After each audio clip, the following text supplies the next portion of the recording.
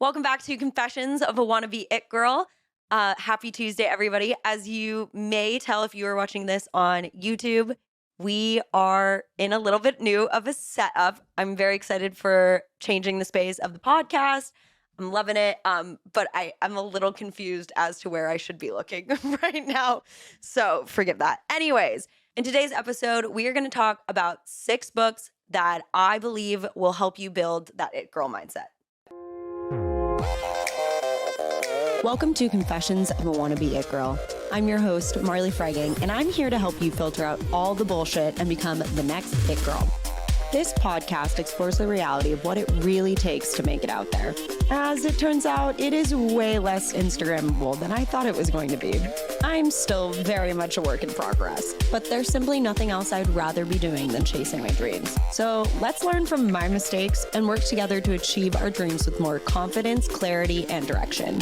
Let's get after it.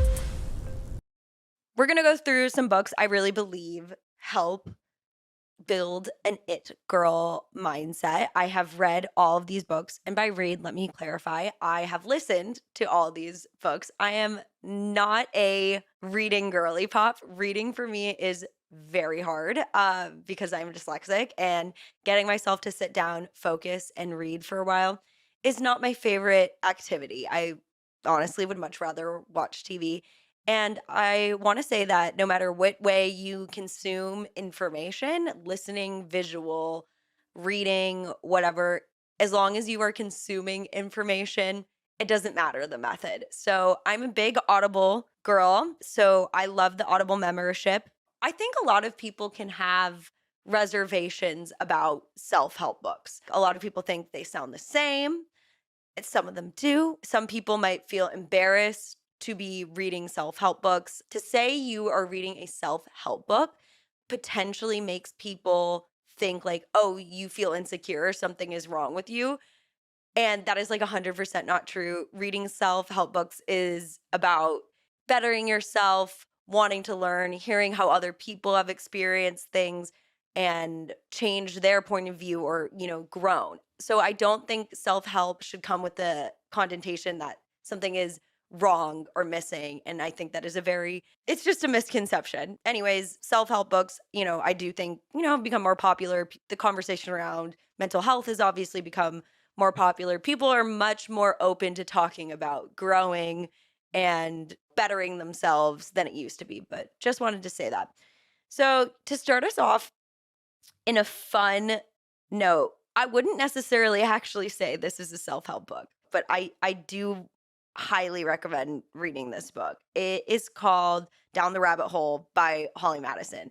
It's about her time living in the Playboy Mansion and the unrest she went through while living there, the dynamics between the girls, how she viewed herself, her self-talk, her relationship with Hugh Hefner. And I think this is a really good book to read for somebody who is like in their early 20s to mid 20s because it just goes to show like you could be a Playboy bunny and still be facing insecurities. Just because, you were living in this huge mansion and your life was all made doesn't mean there wasn't issues. Yes, Holly Madison now has a platform and, a lot of people know her by name, but like a lot came with what she gave to be a Playboy girl that lived in the mansion and Hugh Hefner's girlfriend. And she is very open about the dynamics in there. And I think it is just really eye-opening for us to look at that because you can see in your life what you are maybe conforming to fit into a certain type of box and what you're giving up. And, she throughout the whole book really learns to like find her voice and like, realize she didn't want to be in this relationship anymore. So I think it's a great book for anybody who's looking to grow their power. And it's also a fun read. The audiobook, she reads it, and there is a sequel. It's called The Vegas Diaries. Also a good book, but I was more affected by Down the Rabbit Hole because I had always glamorized Holly Madison being a Playboy bunny, so sparkly, whatnot, and it's just not as glamorous as it may seem. All right, moving on. Total twist here. but I'm obsessed with this book. It is called Girl Logic by Iliza Shlesinger. She is a comedian. You might know her from her Netflix specials like Elder Millennial, Freezing Hot. Like, she's a very famous female comedian. I'd probably say one of the top 5 female comedians right now. And she wrote this book, and Girl Logic is so interesting because it talks a lot about how we talk to ourselves as women, how we talk to others as women, how we will play into talking about women positively or negatively, depending on like what men think. Like, it's just a very interesting book about literally girl logic and how there's like these unwritten standards that we kind of all think or all say. And, everyone like understands a vein of it, but it's very hard to put your finger on. And she is, yes, very funny. And there are a few moments in the book that are funny, but like for the most part, it's actually kind of a serious book about the way women should think or why you're thinking these things that are not necessarily true and, just societally pressured into thinking this way. And one of my favorite parts in the book is she talks about how in one of her Netflix specials, she refers to like a group of women negatively, and like it's the biggest regret of her jokes because she's like, I should have never talked about a group of women like that way.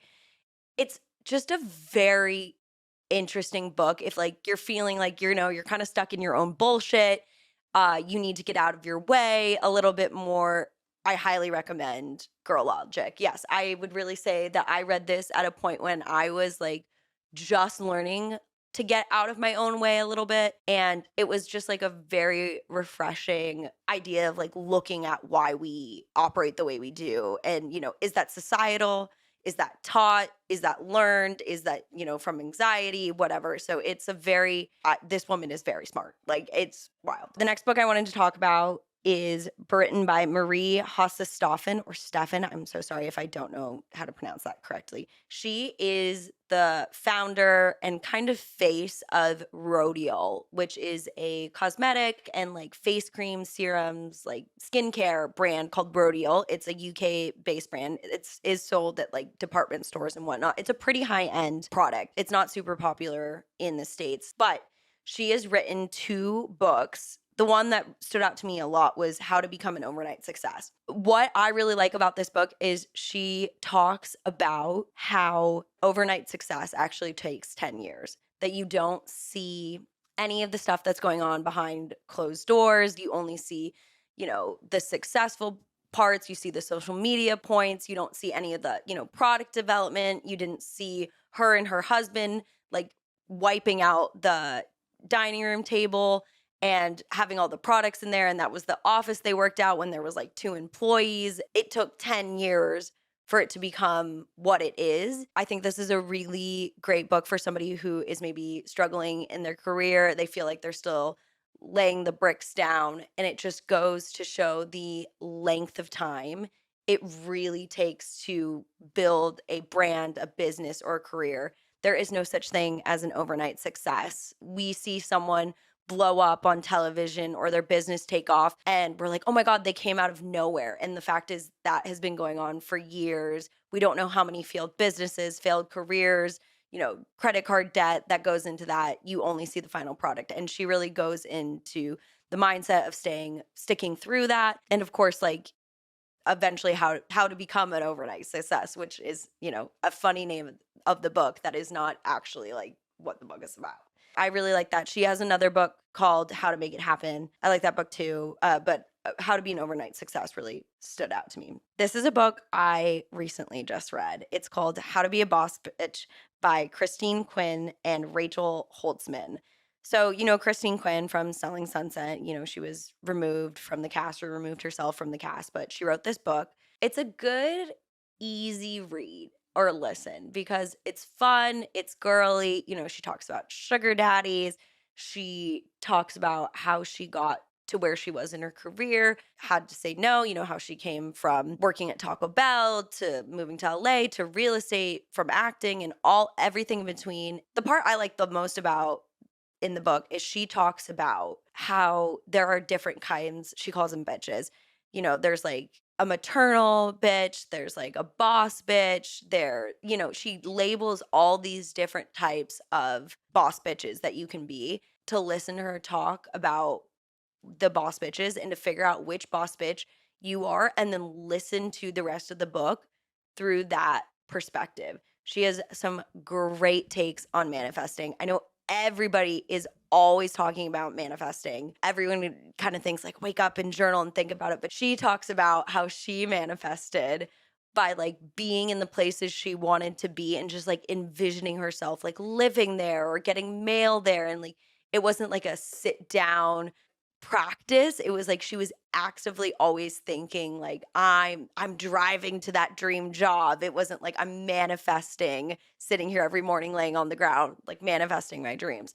So there's some really great nuggets in there. I will say that some of the book didn't really necessarily apply to me. There's a lot about dating in there, and at times I also did feel like it kind of repeated itself, but at the same time like it was a fun easy read and there were lessons that I took out of it. I hate this book. It's called Think and Grow Rich by Napoleon Hill. And this is like a classic self-help book. This is like one of the OG self-help books.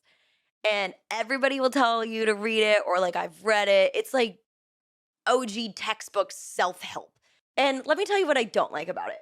He's old, a little ableist. It's a little dated, potentially a little racist at times. So like I will give that huge caveat to the book, but I will say that there has been some concepts that have come out of the book that like I cannot let go of. The biggest one, which actually maybe just read the spinoff book. The spinoff book is based on a concept he wrote, which is called like, you never know when you're 3 feet away from gold. He tells this great story about this guy who quit what he was doing and then someone else came in and kind of picked up with like a little bit more information. And he literally was 3 feet away from finding gold like on this land. And, it's a very interesting concept of you never know if you just push through a little bit more if you're 3 feet away from gold. You never know when you're like right next to it and like that thing's going to click. And it's a lot about perseverance and what you think will affect your way of being, So it's a good book because it talks about the thought. I do think at some points it gets a little dry and outdated, but if you can find a few of the concepts that click with you, they will resonate with you. I was in a book club when I read this book and other people really remembered other moments that I thought were so obsolete to me. And that's kind of the thing with self-help books. You never know what's going to click to you is going to click to a different person, and you never know what's going to click with someone else. But that concept of you're 3 feet away from gold, as I feel recently that I'm a little burnt out on doing the podcast. I'm a little burnt out on acting. Like I kind of just want to like quit it all. I never know when I'm 3 feet away from gold. And like that kind of keeps me from not made this book worth being mentioned. The last 2 books are probably my absolute favorite. They are by the same author, and I'm going to talk about them both. Winning by Tim Grover. Eric is rolling his eyes at me. I will say this is my like trigger warning for this book. If you are not in a place to hear extremely aggressive advice and it's a little too like intense, it's just not for you. And it's not for you right now. Maybe it'll be for you later. It's just not for you. I love these books because I think I listen to them with the idea of understanding what the message is, but understanding it doesn't need to imply at that intensity to every inch of my life. So, Winning.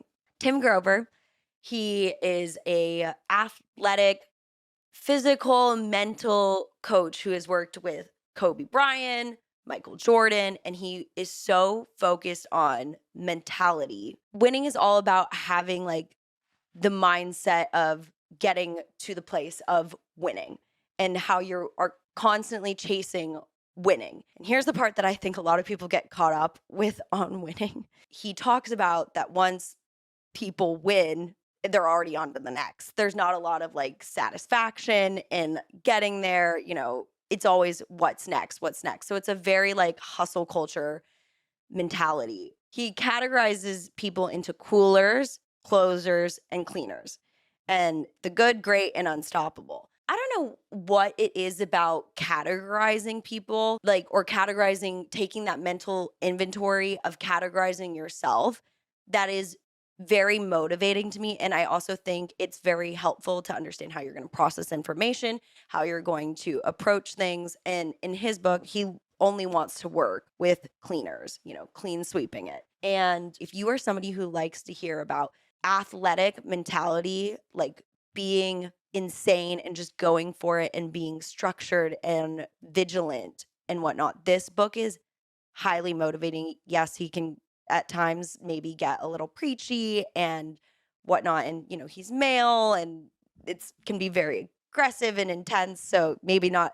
all the times it's the most easy thing to hear or whatnot, but I like it. And I also love how he addresses kind of like your shadow. And I don't think that's talked a lot about in self-help books is, he talks about, being a killer, whatever your darkness is and how that's a power and a strength and how you have to tame it. It's a very interesting conversation because I don't think everybody's shadow is as dark or as gloomy as others, but I do think it's important on your self-help journey to understand what your darker side is. And that's not talked about in a lot of that self-help books I have read. The last book I'm going to talk about is also by Tim Grover. It's called Relentless. And I can't wait to reread this book. I actually think I liked Relentless even more than I liked Winning. Maybe because it's newer. It felt a little more newer. Also, I listened to it on Audible and he reads the second one. I don't believe he read Winning.